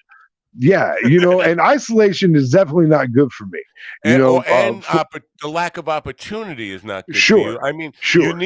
you really need to do not necessarily what I did this weekend, 8 gigs in a in a weekend, but you need to be gigging consistently just for your own mental health, if not you know, not even thinking about advancing your career, just to be able to do it and get the feeling in your heart and soul that I'm working at it, and it's a worthwhile feeling in itself. But I knew that that's not possible to sustain that with lots of opportunity in South Dakota, no matter how much. I will say more is opening up there. They definitely opened up a whole lot more over this summer and even this fall. Like the Washington Pavilion there in Sioux Falls is doing a live and local series now, which is great because the Washington Pavilion is a premier venue in the downtown area of Sioux Falls.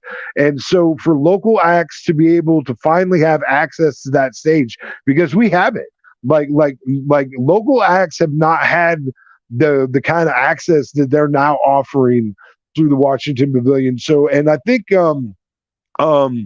Zach Dresch is doing a show with Improv Falls and Night Shield. I think they just did this last weekend. And I'm pretty sure that went over pretty good, or maybe it might be coming up this weekend. I'm not sure, but Nathan Holtz, that's where I'm pretty sure we've had him on the show.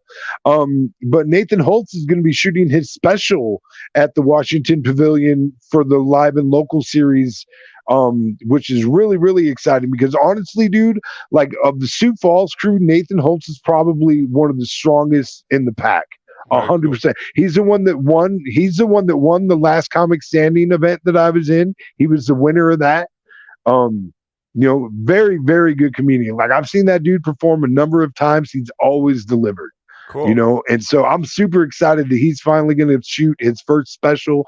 So there are some good things happening there, but I definitely understand what you mean about, like, I've been trying to talk Danica into Austin, because I really think that Austin is where it's at, especially because I'm trying to do both comedy and music, and it's such a good city for both of those things. You Right. know what I mean? Well, I had Greg Chaley on, and we were talking about Austin. I'm not trying to talk you out of Austin. Believe me, I think that's a great idea. But we were talking about the difference between I asked him if Austin was going to be the next New York or L.A. for comedy, and he said, "Gonna be. It already is." And I brought up, well, can you actually do what you can do in New York, which is do 8 shows in a night? If you hustle to get around to 8 venues, I don't know about that because things are kind of spread out there. There are comedy clubs in there, but you can't necessarily work every night of the week and 8 clubs in one night and do that much work. And I think, and maybe I'm over exaggerating it, but I think that much work is what you need to make it in the business today. Not you, everybody. Everybody needs to be. They say go to New York to get good, go to LA to get famous. I still think that holds true.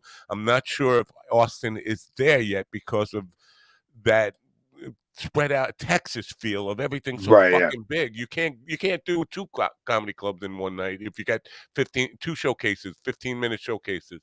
It's really hard to do that, to work it out. So Right. I'm not sure, but I could be wrong, and I'd be happy to be wrong about that.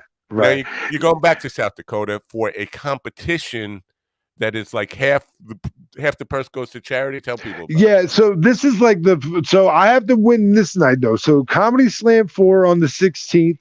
The winner of the crowd vote that night goes to the final show, which I think is in December.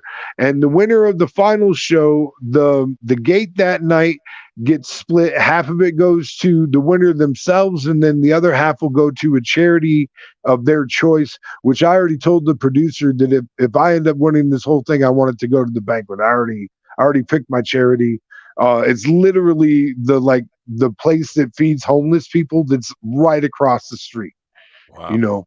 from the venue. So Now it's a soup kitchen, or what is it? I mean, it's not really a soup kitchen. The banquet is more or less like a place where you can go and get breakfast Monday through Friday, and I believe they serve dinner Monday through Saturday. There's no service on Sunday. They don't serve meals on Sunday, but you can go and get breakfast. You can go and get.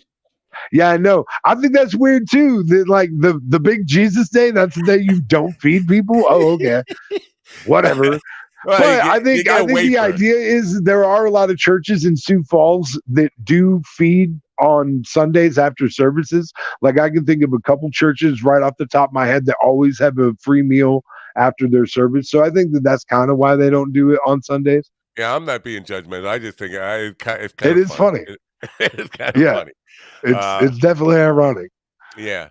So yeah, well, good luck with that, man. Anything we can do to support you. I mean, if you got promotional material, send it my way. I'll post it everywhere. Oh, and thank you for promoting the music that we put out. That was so cool. So I don't have I gotta find out through DistroKid how I can get access to those the One Will See YouTube channel. They just created it when they made the music.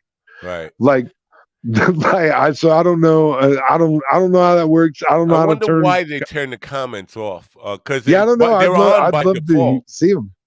You have to go. They're on by default. You have to go in to manually turn them off. So whenever they created that, they went in and with conscious thoughts, it turned the comments off. Yeah, I wonder why. Maybe they've had some artists there that get some negative didn't comments. get very good comments. Doesn't matter. It doesn't matter. It helps if I go in and say this stuff sucks. It still helps more people see it, and that's the sure. It does. That is true. So that is true.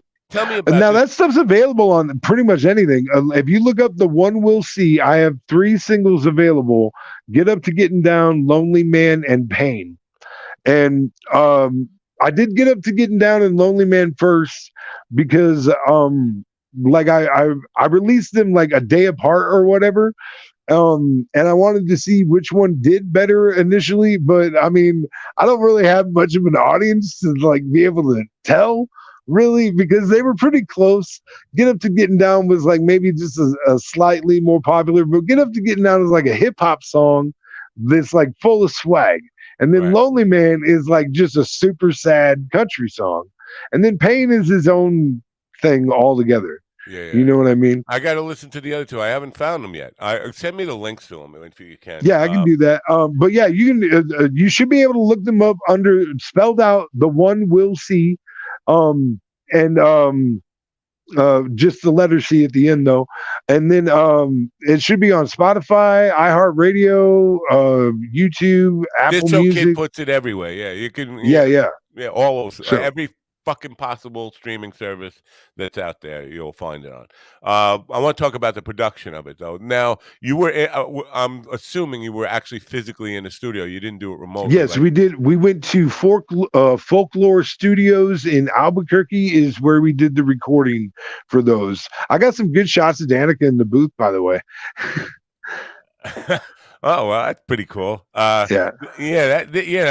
But because I was thinking that when I heard "Get Up to Getting Down," I was like, "This is a really difficult thing." Because we tried doing that. You sent me it on a phone and like trying to put music tracks together that way and trying to sync it up and find the tempo and all that stuff. So now, when you did this in the studio, did you do the vocal first, like we would, like I was attempting to do, or were the tracks already down and then you went in the studio and did the vocal later? Yeah, so we had a track already that Too Corrupt did some adjustments on or whatever.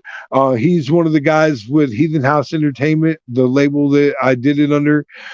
So Too Corrupt kind of tweaked a beat that I had found that I liked, that I wanted to use, and so we went in and I laid it down, and then I laid the male backups, and then Danica did female backups.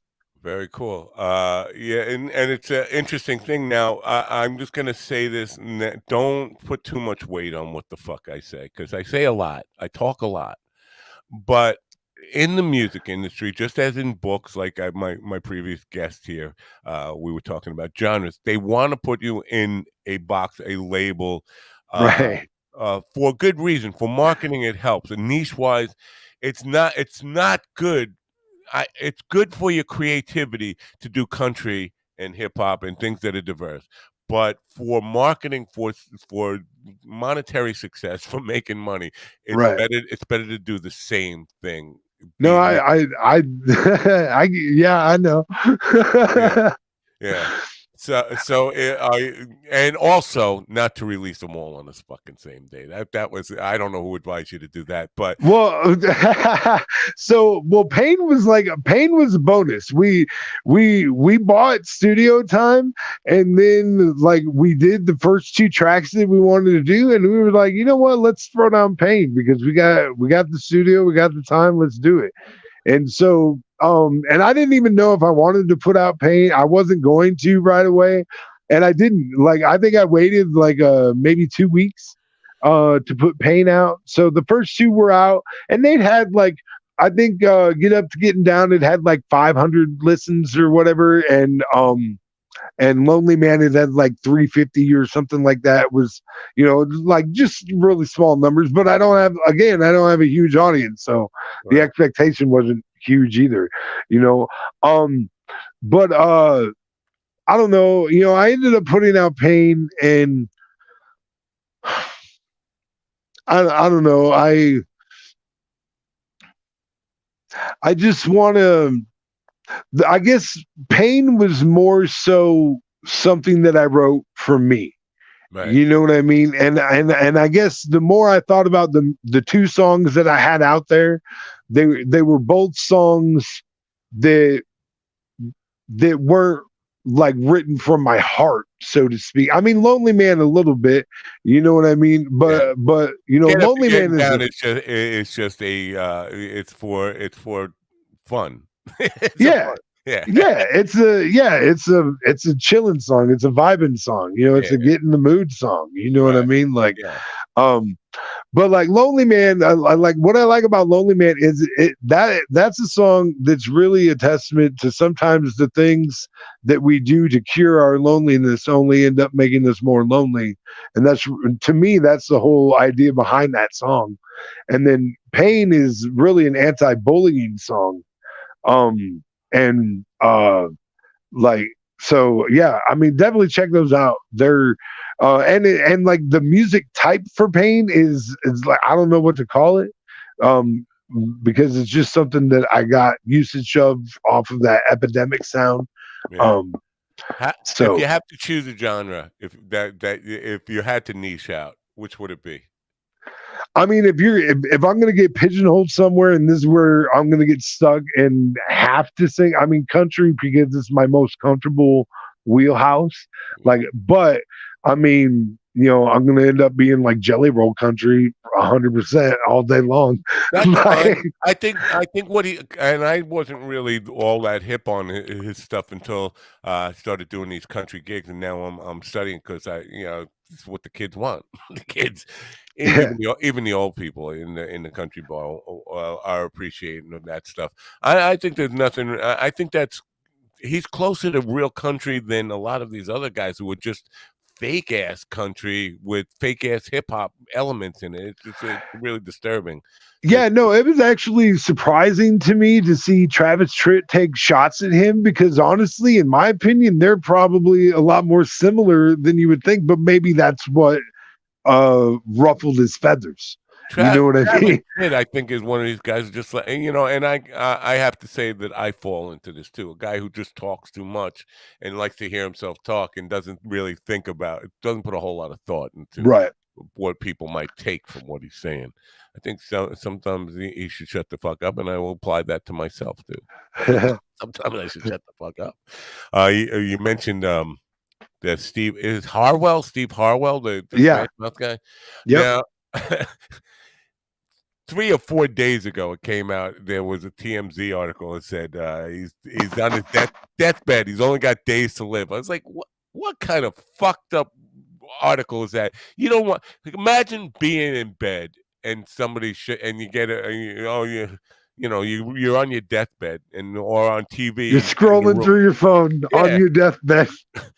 Oh, What's this article about me? I only got days to live. What? Fuck. Why didn't you tell me?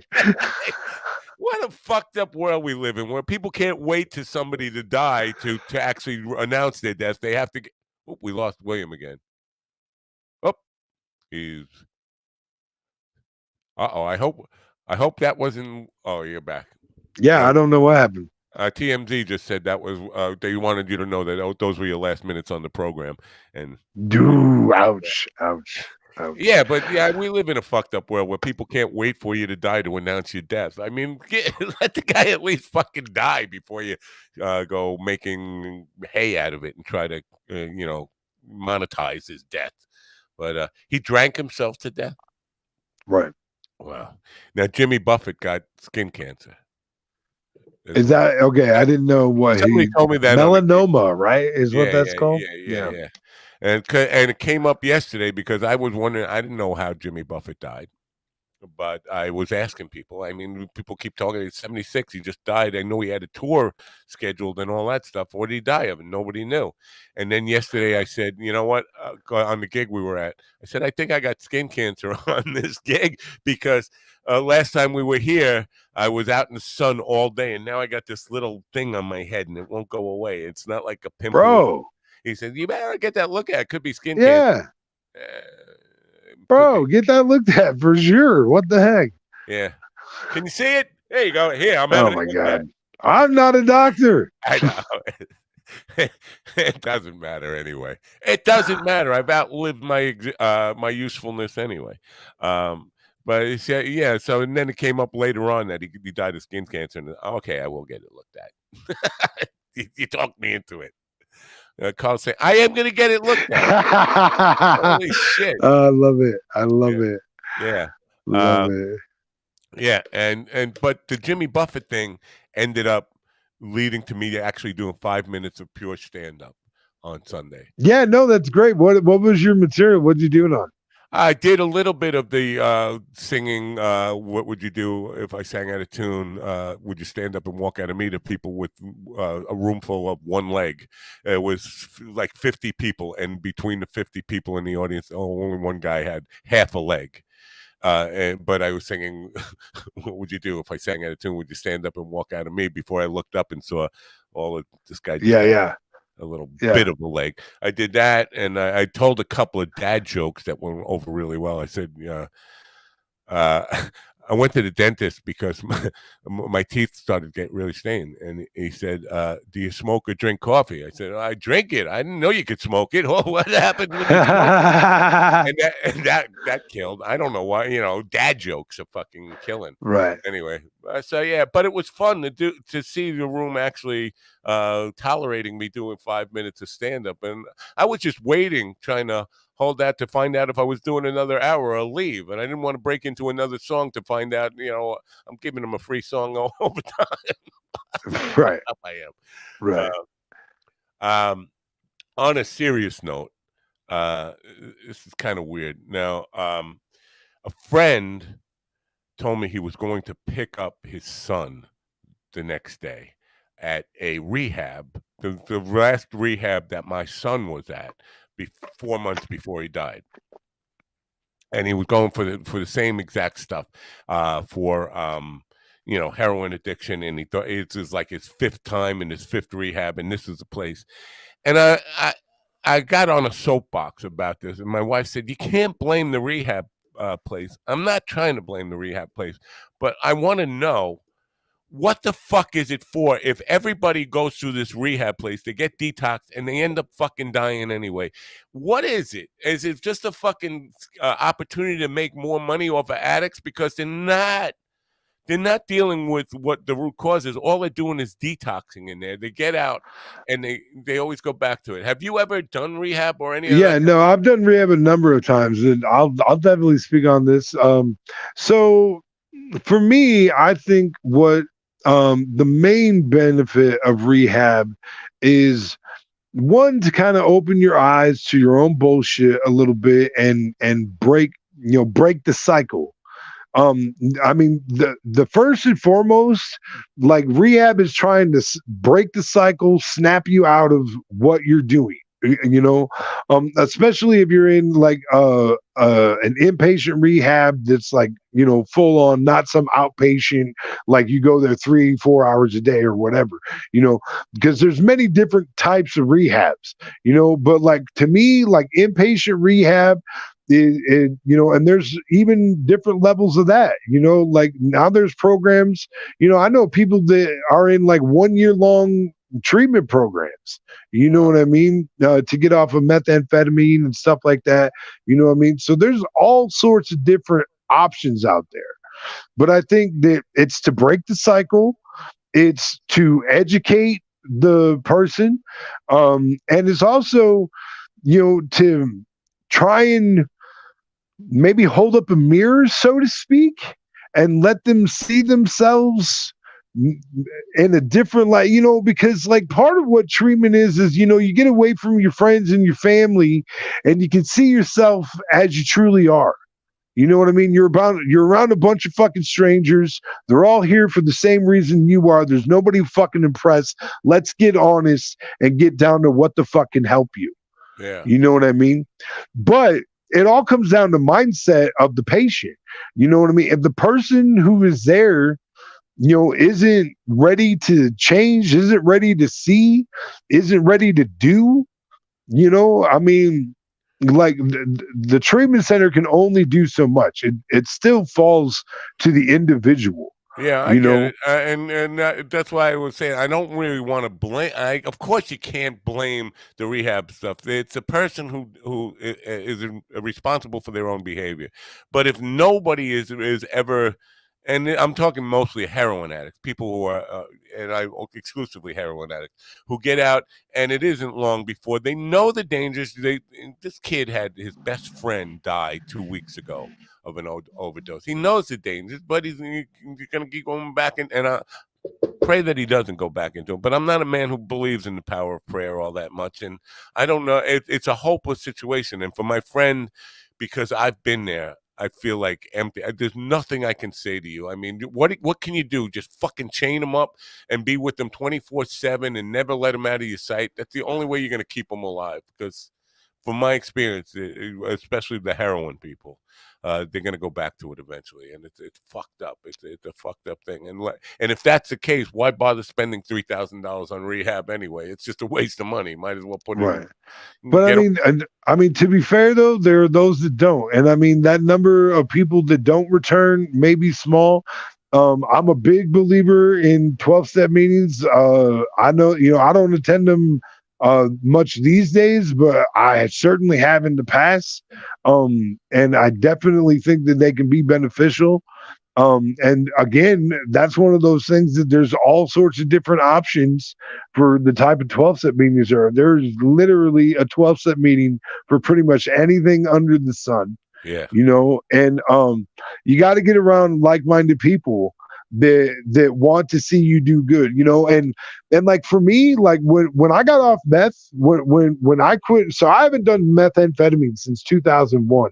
And when I stopped doing methamphetamine, I pretty much kind of went on this no tolerance thing. Like I didn't mess with it.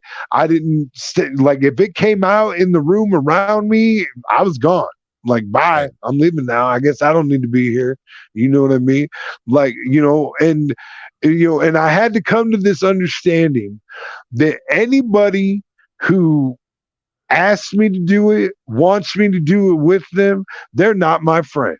They want me to die. Yeah. You know what I mean? And I stopped spending time with those people. They want somebody to do it with them. Yeah, but right. I hear, you're right. I'm not going down with you, bro. You know what I mean? Like, it's not happening. Yeah, good to hear.